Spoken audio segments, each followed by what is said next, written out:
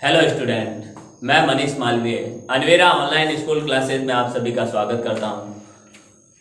हमने पढ़ रहे थे क्लास 11 की एग्रीकल्चर बायो, जो कंटिन्यू काफ़ी टाइम से अपन पढ़ रहे हैं, पिछले 1-1.5 महीने से, जिसमें हमने पढ़ा है। कल की क्लास में अपन ने क्या पढ़ा? कल की क्लास में अपन ने पढ़ा था एक नया लेसन जो हर तरफ से क्या है, हमारे लिए इम्पोर्टेंट है, हर तरीके से इम्पोर्टेंट है। ठीक है, चाहे हमारी जानकारी के लिए, क्योंकि अपन जैविक उत्तक पढ़ रहे हैं, हमारे जीवों के जो उत्तक पढ़ रहे हैं, तो वो हमारी पर्सनल नॉलेज के लिए भी जरूरी है और कंपटीशन एग्जाम के नजरिए से भी बहुत ही ज्यादा इम्पोर्टेंट है। ठीक है, अब हमने पढ़ा था उत्तकों के बारे में। जैविक उत्तक की शुरुआत की थी तो एक वह शाखा जो कोशिकाओं के उत्तक क्या होता है? कोशिकाओं का ऐसा समूह जो कार्य की और रचना में एक समान होते हैं। ठीक है, उन्हें अपन उत्तक कहते हैं। उत्तकों का अध्ययन हम विज्ञान की एक शाखा में करते हैं जिसे हिस्टोलॉजी या औतिकी कहते हैं। औतिकी का जनक मार्सेलो मेलपिगी को कहते हैं। मार्सेलो मेलपिगी को औतिकी का जनक कहते हैं। और उत्तक शब्द का सबसे पहले प्रयोग मायर ने किया था, ये भी अपन ने पढ़ा था। उसके बाद अपन ने जीवों की जो जैविक उत्तक होते हैं उसको शुरुआत की थी और हमने पढ़ा था कि हमने क्या पढ़ा था? हम जंतुओं की उत्पत्ति के आधार पर, जंतुओं में उत्पत्ति के आधार पर अपन ने क्या उत्तक पढ़े थे, जिसमें उपकला उत्तक, संयोजी उत्तक, पेशी उत्तक और तंत्रिका उत्तक, ये 4 प्रकार के उत्तक थे। उसमें अपन ने उपकला उत्तकों की शुरुआत की थी। उपकला उत्तकों में अपन ने उपकला उत्तकों के जो सरल उपकला उत्तक होता है उसकी शुरुआत की थी और उसमें अपन ने 4 प्रकार के सरल उपकला के 4 प्रकार के उत्तक पढ़ लिए थे। ठीक है, अब सरल उपकला क्या होती है? इसमें आधार एक ही होता है। ठीक है, कोशिकाओं के जो एक ही आधार की संरचना होती है, अर्थात एक ही स्तर होता है हमने, अर्थात जो सबसे आधार में होती है और वो सबसे नीचे का स्तर होता है, बस ये एक स्तर की ही कोशिकाएं होती है सरल उपकला कोशिकाएं। जिसमें अपन ने सरल उपकला कोशिकाओं के प्रकार को आखिर में पढ़ा था, जिसमें 4 प्रकार अपन ने पढ़ लिए थे। पहला था हमारा सरल सल्की उपकला, दूसरा था सरल घनाकार उपकला, तीसरा था हमारा सरल स्तंभी उपकला और चौथा था हमारा सरल रोमावी उपकला। आज अपन इसका 5वां जो प्रकार है वो पढ़ते हैं, इसका सरल उपकला का प्रकार में। हम पढ़ रहे थे, ऊपर लिख देते हैं सरल उपकला का प्रकार। सरल उपकला के प्रकार में अपना था 5वां, जिसका नाम है आज सूक्ष्मांकुर या रसांकुर। जो सूक्ष्मांकुर युक्त स्तंभाकार, सूक्ष्मांकुर युक्त स्तंभाकार। सूक्ष्मांकुर युक्त स्तंभाकार क्या होती है? देखिए, अब सूक्ष्मांकुर युक्त स्तंभाकार कोशिकाएं क्या होती है? कोशिकाओं के मुक्त सिरे पर सूक्ष्म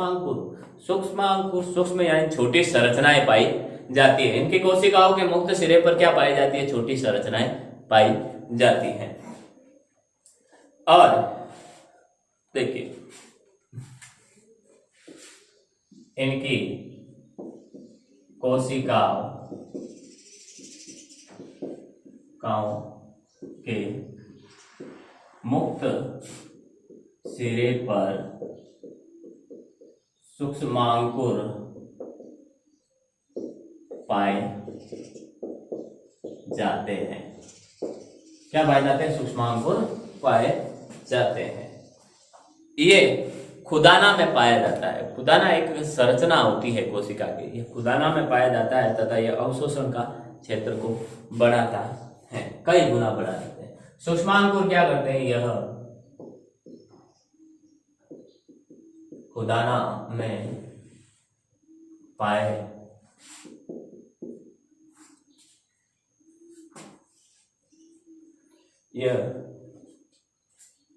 खुदाना में पाए जाते हैं तथा अवशोषण के क्षेत्र को कई गुना बढ़ा देते हैं। अवशोषण के क्षेत्र को क्या कर देते हैं? कई गुना बढ़ा देते हैं। खुदाना में पाए जाते हैं तथा अवशोषण के क्षेत्र को कई गुना बढ़ा देते हैं।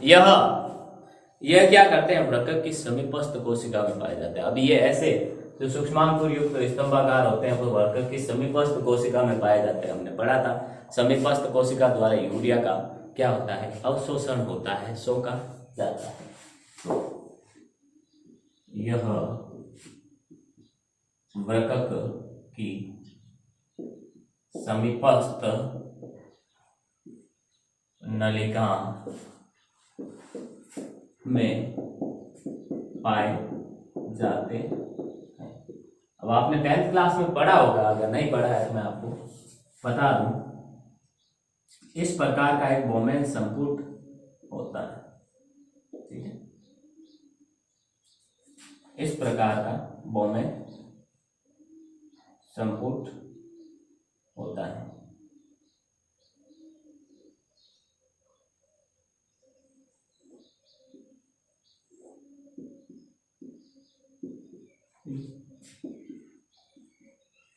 ये बोमेन संपुट होता है और इस पूरी संरचना को अपन व्रकाणु कहते हैं। ठीक है, नेफ्रो। इस बोमेन संपुट के पास वाली जो नलिका होती है उसमें उसे अपन समीपस्थ नलिका, ये जो भाग है ये समीपस्थ नलिका कहलाती है। इस समीपस्थ नलिका में क्या पाए जाते हैं? हमारे सूक्ष्मांकुर युक्त स्तंभाकार कोशिकाएं, उपकला उत्तक पाए जाते हैं। फिर है अपना सरल उपकला उत्तक में के बाद अपना दूसरा है किसका? जो उपकला उत्तकों में अपन ने पहला शुरू किया था सरल उपकला उत्तक, वो खत्म हुआ। अब अपन दूसरा पढ़ते हैं। दूसरा है हमारे कूट स्तरित उपकला। दूसरा है हमारे कूट स्तरित उपकला। देखिए क्या होता है इसमें, ये भी पढ़ेंगे अपन अच्छे से। कूट स्तरित उपकला में क्या होता है? ये कहाँ पाए जाते हैं? ये श्वास नली, जो हमारी ये श्वास नली होती है पूरी, जो अंदर की तरफ फेफड़ों तक जाती है। बड़ी श्वसनीय श्वास नली आगे जाकर दो भागों में बढ़ जाती है, जिसे श्वसनी और श्वसनीय कहते हैं। ठीक है, नासिका गुहा, नासिका ये जो नाक की जो अपनी नाक के अंदर की गुहा होती है कि चारों ओर का पाई जाती है। नाक की गुहा के चारों ओर अंदर की तरफ पाई जाती है। ये कहाँ पाई जाती है? देखिए, श्वास नली, बड़ी श्वसनीय तथा नासा गुहा के चारों ओर पाई जाती है। नासा गुहा के चारों ओर पाई जाती है।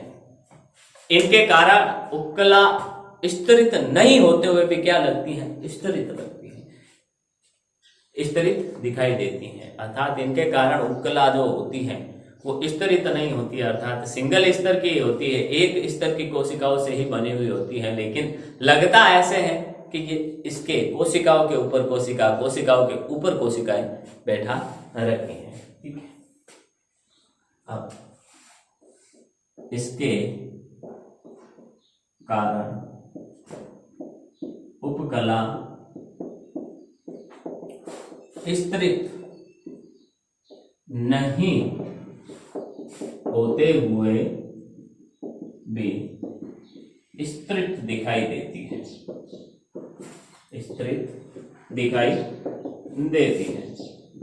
ऐसा लगता है कि इनमें उपकला में क्या है? एक कोशिकाओं के ऊपर, कोशिकाओं की एक सतह के ऊपर दूसरी सतह को बिठाया गया है। अर्थात कोशिका इस प्रकार व्यवस्थित है कि एक सतह के ऊपर दूसरी पर तीसरी पर चौथी कोशिकाओं की सतह रखी गई है। इसे सामान्यतः रोमावी और चूसक कोशिकाएं युक्त होती है। इनमें जो कोशिकाएं होती है वो सामान्यतः कैसी होती है? रोमावी। इनमें सामान्यतः कोशिकाएं रोमाबी एवं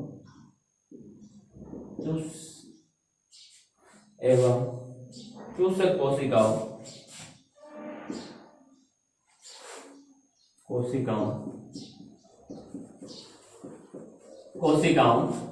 युक्त होती है, कोशिकाओं युक्त होती है। ठीक है, इनमें सामान्यतः कोशिकाएं रोमाबी एवं चूसक कोशिकाएं युक्त होती है। ये श्लेष्म तथा तरल पदार्थों का, ये जो कोट स्तरित उपकला होती है, तरल पदार्थों का प्रवाह का संचालन करती है। श्लेष्मा जो नाक में कई जगह श्लेष्मा आता है, जो गाढ़ा पदार्थ होता है, और जो तरल पदार्थ होता है उनके संवहन का संचालन करती है, उनके प्रवाह का संचालन करती है। ये श्लेष्मा तथा तरल पदार्थों के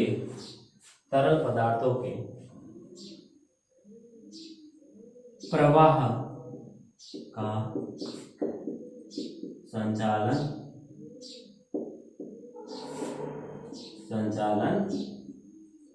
करती है, संचालन करती है। अर्थात जो तरल पदार्थ होते हैं, श्लेष्मा होता है, उनका ये संचालन करती है कि प्रवाह किस तरफ होगा। फिर है स्तरित उपकला। तीसरी है सरल उपकला का जो तीसरा भाग है स्तरित उपकला। स्तरित उपकला क्या होता है देखिए, नाम से स्तरित होता है, अर्थात एक कोशिकाओं के सतह के ऊपर दूसरी कोशिका इसमें उपस्थित होगी। ये उत्तक कोशिकाओं के दो या दो से अधिक स्तरों से निर्मित होता है। ठीक है, यह उत्तक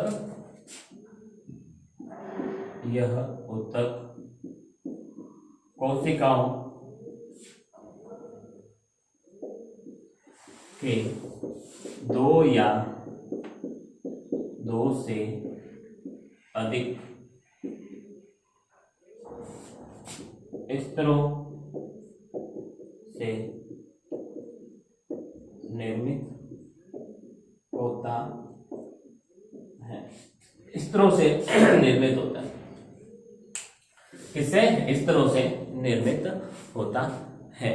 ठीक है, इनमें विभाजन की क्षमता पाई जाती है। बहुत ही इंपॉर्टेंट चीज है कि सरल उपकला में या उपकला के कौन सी स्तर में, कौन सी उपकला में, किस प्रकार की उपकला में क्या होते हैं, विभाजन की क्षमता पाई जाती है। विभाजन की क्षमता पाई जाती है तो वो कौन सी है? ये हमारी स्तरित उपकला। तो इसको नोट या वेरी इंपॉर्टेंट करके लिखे आप। वेरी इंपॉर्टेंट है क्या कि स्तरित उपकला कोशिकाओं में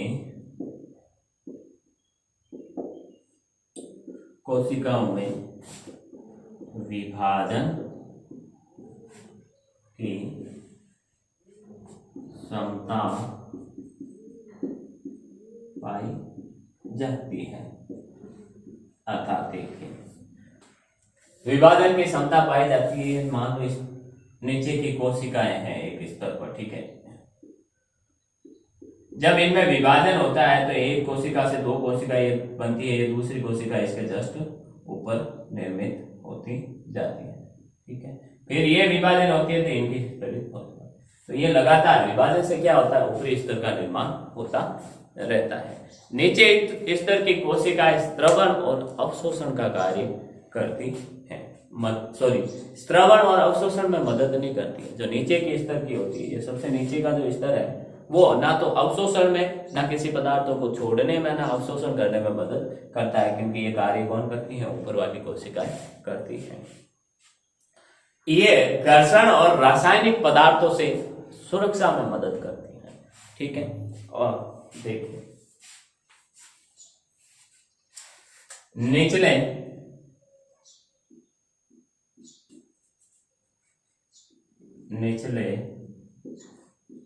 स्तर की कोशिकाएं स्रवण व निचले स्तर की जो कोशिकाएं होती हैं वो स्रवण व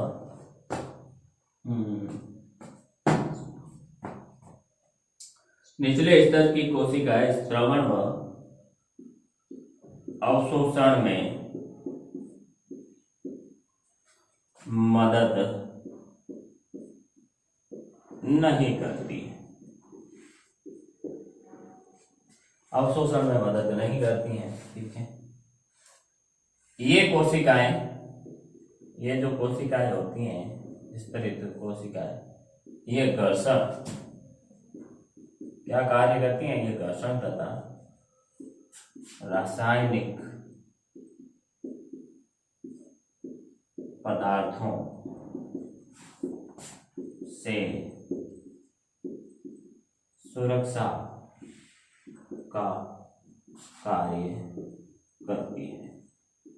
सुरक्षा का कार्य करती है। सुरक्षा का कार्य करती है। बहुत ही इम्पोर्टेंट, ठीक है। अब ये भी कुछ प्रकार की होती हैं, वो पढ़ते हैं अपन आराम से, ठीक है। 3 प्रकार ये भी कुछ प्रकार की होती है, तो देखिए पहले स्क्रीनशॉट ले लें आप इसका।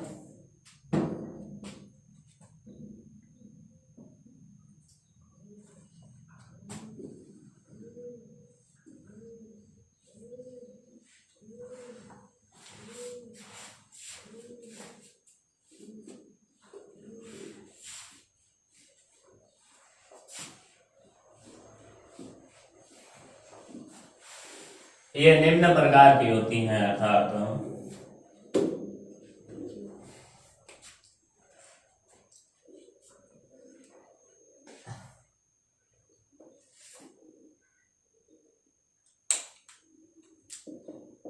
स्तरित उपकला निम्न प्रकार की होती है। देखिए, पहला है स्तरित सल्की उपकला, ठीक है। जो स्तरित सल्की उपकला होती है, स्तरित उपकला का पहला प्रकार है स्तरित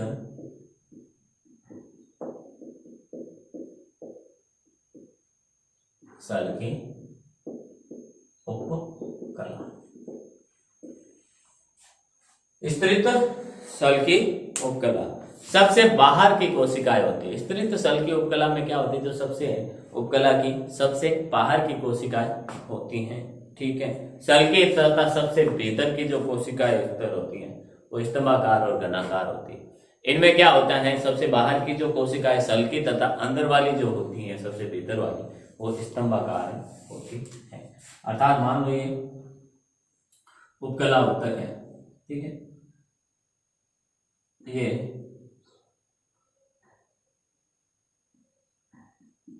कोशिकाएं सल्की की तरह होती है। अंदर वाली तो स्तंभाकार या घनाकार कोशिकाएं होती, बाहर वाली तो सल्की कोशिकाएं होती है और अंदर वाली स्तंभाकार या घनाकार कोशिकाओं से मिलकर बनी होती हैं। तो देखिए, स्तरित सल्की उपकला में ये सबसे बाहरी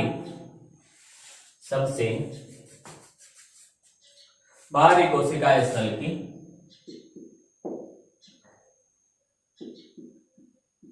सबसे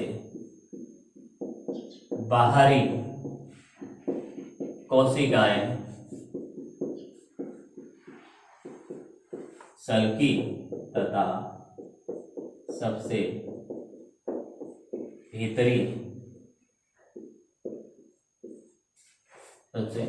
भीतरी कोशिकाएं स्तंभाकार या घनाकार होती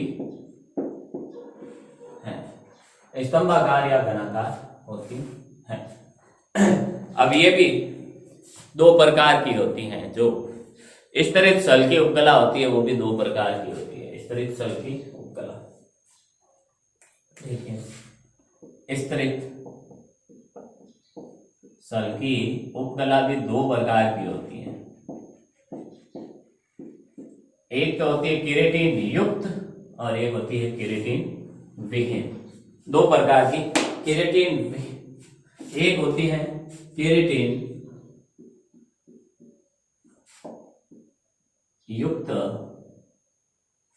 युक्त स्तरित सल की उपकला और एक होती है केराटिन विहीन सल की उपकला।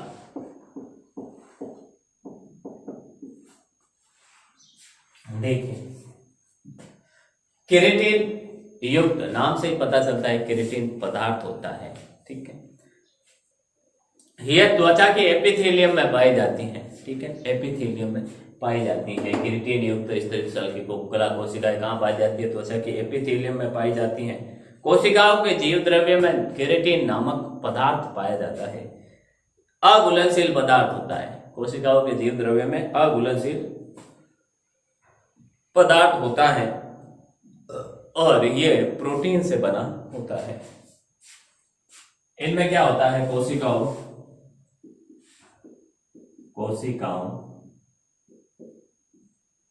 के जीव द्रव्य में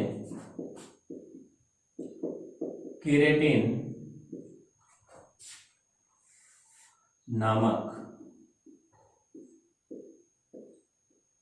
अघुलनशील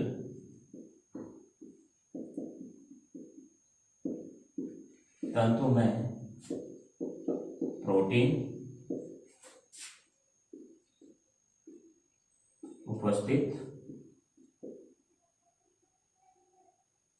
उपस्थित होता है। केराटिन विहीन में और यह किस में पाया जाता है? यह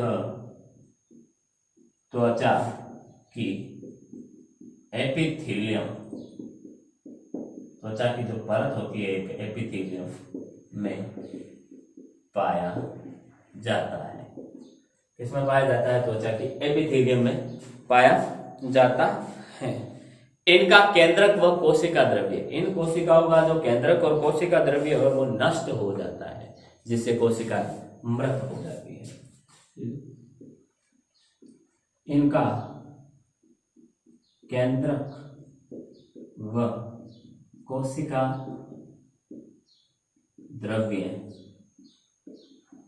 नष्ट हो जाता है, जिससे ये मृत हो जाती है। जिससे ये क्या हो जाती है? मृत हो जाती है, मर जाती है। अब केराटिन विहीन सल की उपकला में क्या होता है? ठीक है, इनमें क्या होगा? इनमें पाया नहीं जाता है, तो इनमें नहीं पाया जाता। इनकी कोशिकाओं में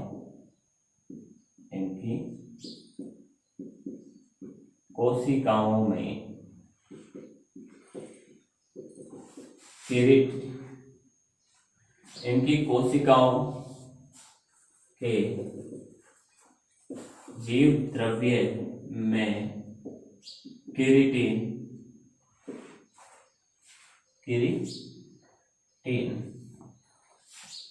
या केराटिन, ठीक है, केराटिन नहीं पाया जाता है। ये जो कोशिकाएं होती है वो पतली होती हैं, चपटी सल के केंद्रक युक्त होती है, ठीक है। ये जो कोशिकाएं होती हैं वो ये चपटी सल की तथा केंद्रक युक्त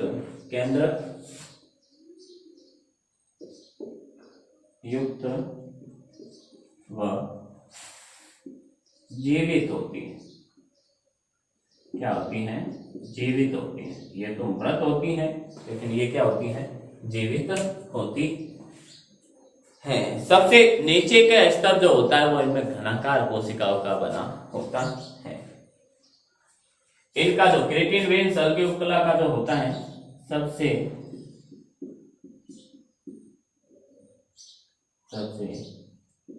नीचे का स्तर घनाकार कोशिकाओं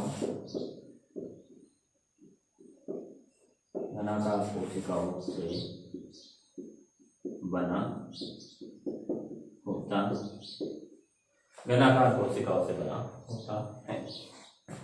और ये कहाँ पाई जाती है? मुख, गुहा, ग्रसनी, ग्रसिका व योनि का स्तर बनाती है। इंपॉर्टेंट है यह मुख, गुहा, ग्रसनी, ग्रसिका तथा योनि का आंतरिक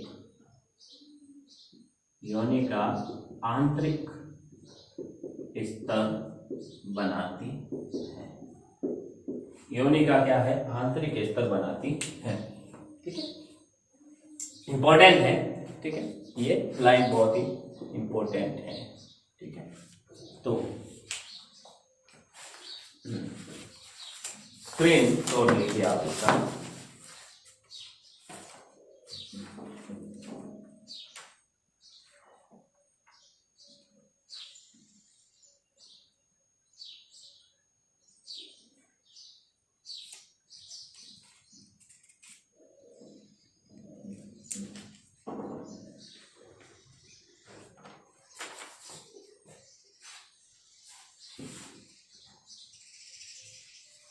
इसके बाद दूसरा प्रकार पढ़ते अपन। किसका पढ़ेंगे? दूसरा प्रकार पढ़ेंगे अपन स्तरित घनाकार उपकला। ये तो था सल्की घनाकार। स्तरित उपकला का अपन ने पहला पढ़ा था सल्की घनाकार उपकला कोशिका। अब पढ़ेंगे अपन स्तरित घनाकार या स्तरित घनाकार उपकला कोशिकाएं। दूसरा प्रकार पढ़ेंगे अपन स्तरित घनाकार उपकला। स्तरित घनाकार उपकला कोशिकाएं क्या होती है? देखें, सबसे बाहर की सतह की कोशिकाएं होती है। पहले तो बात यही है कि जो स्तरित घनाकार उपकला होती हैं वो सबसे बाहर की सतह की कोशिकाएं, इनमें क्या होती है? घनाकार होती है। इनमें सबसे बाहर की सतह की कोशिकाएं घनाकार होती हैं। कैसी होती हैं? घन के आकार की होती हैं, घनाकार होती हैं। ठीक है, अगला है जो लार ग्रंथियों की जो नलिका होती है उनमें ये पाई जाती है। लार ग्रंथियों की नलिका जो अग्नाशय नलिकाएं होती है, जिससे अग्नाशय रस छोड़ा जाता है, लाया जाता है। ठीक है, उनमें ये पाई जाती हैं। लार ग्रंथियों की नलिका, जो बड़ी नलिका होती है जिनसे लार छोड़ी जाती है, लाई जाती है, लार ग्रंथियों की नलिका तथा अग्नाशयी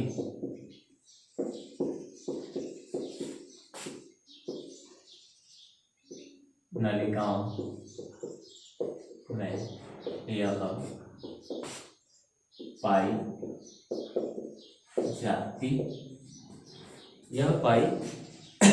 जाती है। देखिए, एक इंपॉर्टेंट बात अब आ रही है कि स्तरित घनाकार व स्तंभी उपकला वयस्क के बजाय भ्रूण में अधिक होती है। ये जो स्तरित घनाकार और स्तंभी जो उपकला कोशिका या उपकला ऊतक होते हैं वो वयस्क अर्थात 18 साल के ऊपर से ऊपर के जो जीव होते हैं या फिर जो भी जीव जंतु वयस्क, जो उनकी अवस्था वयस्क होती है, उसके अपेक्षा उनके भ्रूण के अंदर क्या होते हैं? स्तरित घनाकार और स्तंभी उपकला कोशिकाएं या ऊतक वयस्क के बजाय भ्रूण में अधिक होते हैं। नोट बना के लिखना, नोट बना के क्या लिखना है अपन को? अपन को लिखना है कि स्तरित घनाकार तथा स्तंभी उपकला, स्तंभी उपकला, स्तरित घनाकार व स्तंभी उपकला वयस्क की बजाय भ्रूण में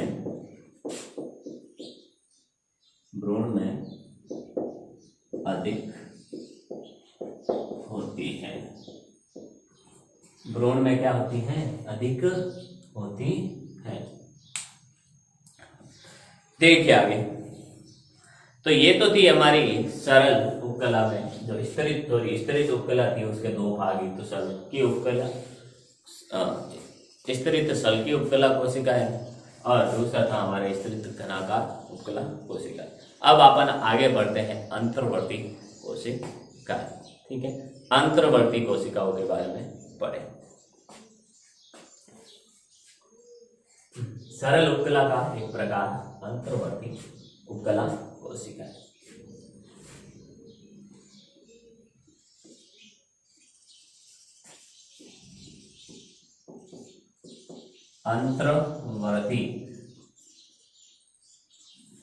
अंतर्वर्ती उपकला, ये अपन पढ़ रहे हैं उपकला में। ठीक है, तो देखिए आगे, अंतर्वर्ती उपकला में क्या होता है? ये स्तरित उपकला की तरह ही होता है। ये क्या होता है? स्तरित उपकला की तरह ही, लेकिन आधार कला और जनन स्तर का अभाव होता है। उपकला में क्या होता है? आधार कला एक आधार होता है और जनन स्तर भी उनमें होता है, विभाजन क्षमता भी उनमें पाई जाती है। लेकिन यह होती जो अंतर्वर्ती उपकला होती तो स्तरित उपकला की तरह ही होती है, लेकिन इनमें आधार कला व जनन स्तर का अभाव होता है। यह स्तरित उपकला की तरह ही होती है, लेकिन इनमें आधार कला व जनन स्तर का अभाव होता है। क्या होता है? जनन स्तर का इनमें अभाव पाया जाता है।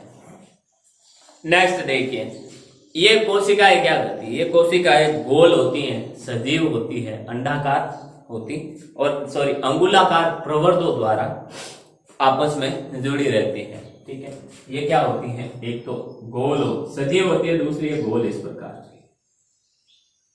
गोल होती है और इनके कुछ प्रवर्ध निकले होते हैं, जिससे ये क्या करते हैं? एक दूसरी पास वाली कोशिकाओं से जुड़े रहते हैं, अंगुलाकार प्रवर्धों से जुड़े रहते हैं।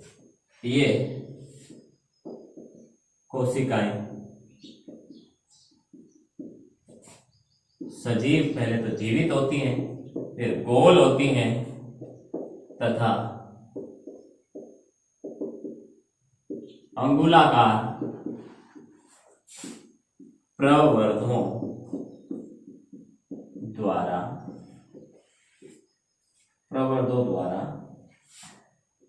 आपस में जुड़ी रहती है। अंगुलाकार प्रवर्धों द्वारा क्या करती है? ये आपस में जुड़ी रहती है। अगला है, ये उत्तक जो होते हैं, ये जो उत्तक अपन अंतर्वर्ती उपकला उत्तक होते हैं, ये फैलने और प्रसारित होते हैं। अर्थात ये उत्तक फैलते भी हैं और प्रसारित भी होते हैं, रूपांतरित होते हैं। ये उत्तक फैलने व प्रसारित होने के लिए रूपांतरित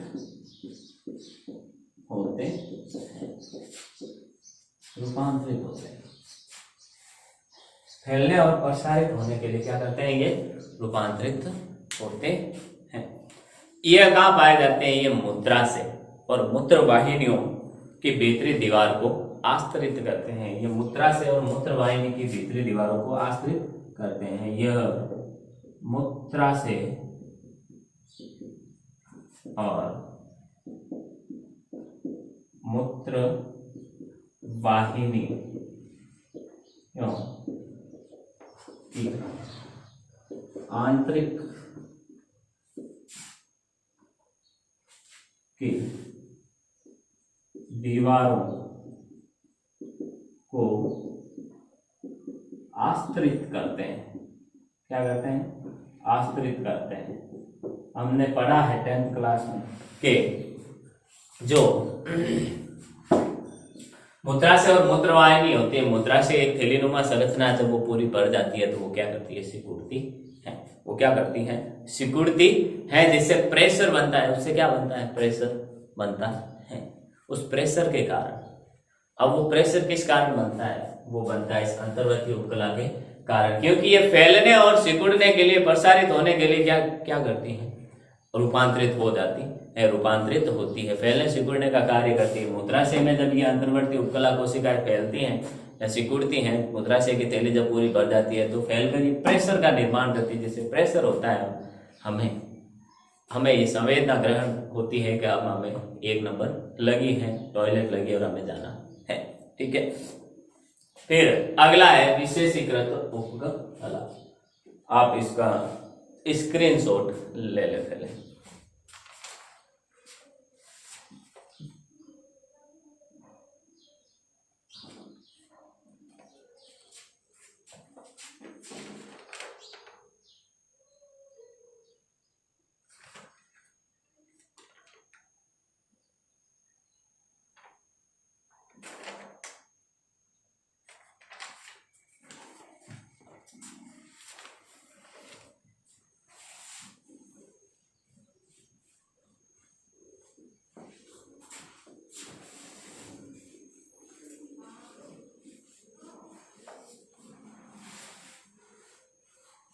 अगला है हमारा विशेषीकृत उपकला उत्तक। ठीक है, अगला है हमारा विशेषीकृत उपकला उत्तक।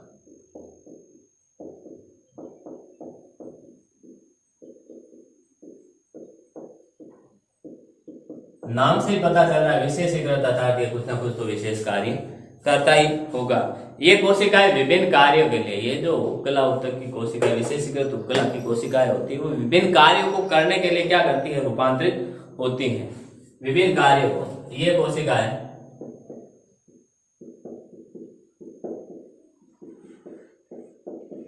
विभिन्न कार्यों को करने के लिए रूपांतरित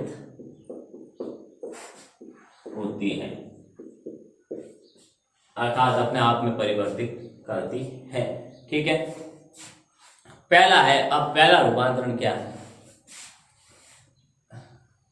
इनमें, पहला है रंगा उपकला।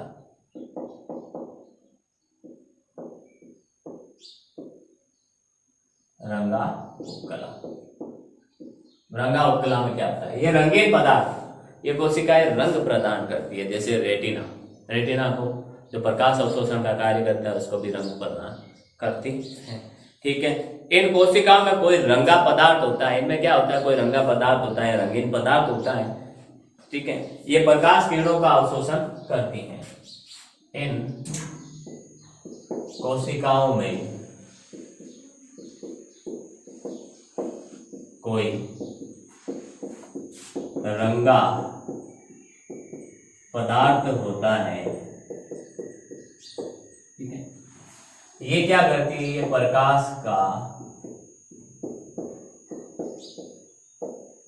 अवशोषण का कार्य करती है। प्रकाश के अवशोषण का ये कार्य करती हैं, ठीक है। रंगा उपकला प्रकाश के अवशोषण का कार्य करती हैं। जैसे ये किस में पाई जाती है, आंख के रेटिना, रेटिना का जो आधार स्तंभ रंगा उपकला का बना होता है। आंख के रेटिना का आधार स्तंभ रंगा उपकला का बना होता है। रंगा उपकला का बना होता है, ठीक है। दूसरा है हमारा तंत्रिका उपकला, ठीक है। तंत्रिका संवेदी उपकला, इसका रूपांतर विशेषीकृत उपकला का दूसरा रूपांतरण कौन सा है, तंत्रिका संवेदी उपकला। तंत्रिका संवेदी उपकला में क्या होता है, देखिए संवेदनाओं को ग्रहण करने के लिए रूपांतरित होती हैं। इन कोशिकाओं के स्वतंत्र जो सिरे होते हैं वो संवेदनाओं को ग्रहण करने के लिए महीन संवेदी रोमों में रूपांतरित हो जाते हैं, ठीक है।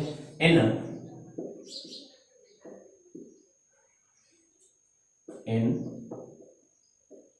कोशिकाओं के स्वतंत्र सिरे महीन, इन कोशिकाओं के स्वतंत्र सिरे या स्वतंत्र सिरे या छोर संवेदना ग्रहण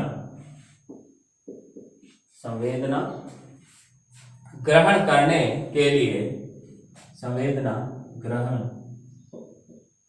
करने के लिए, संवेदना ग्रहण करने के लिए महीन रोमों के रूप में होते हैं। महीन सूक्ष्म रोमों के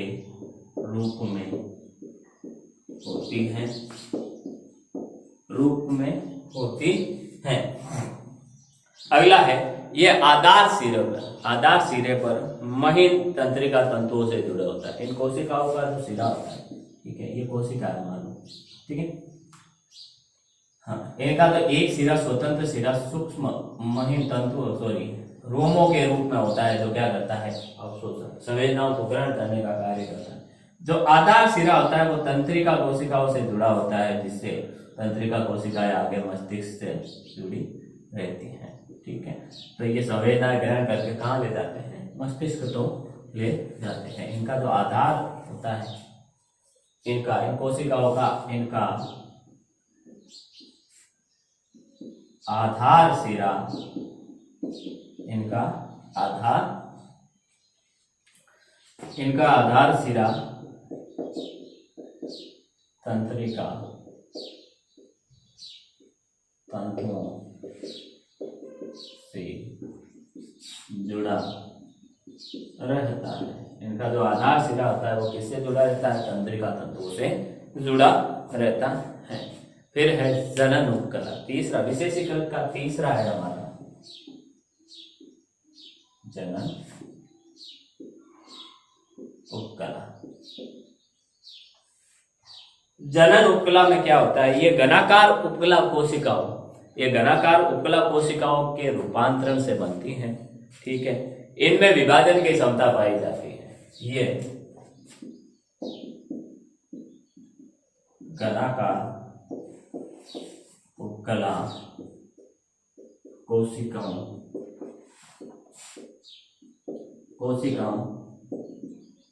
के रूपांतरण से बनती है, ठीक है।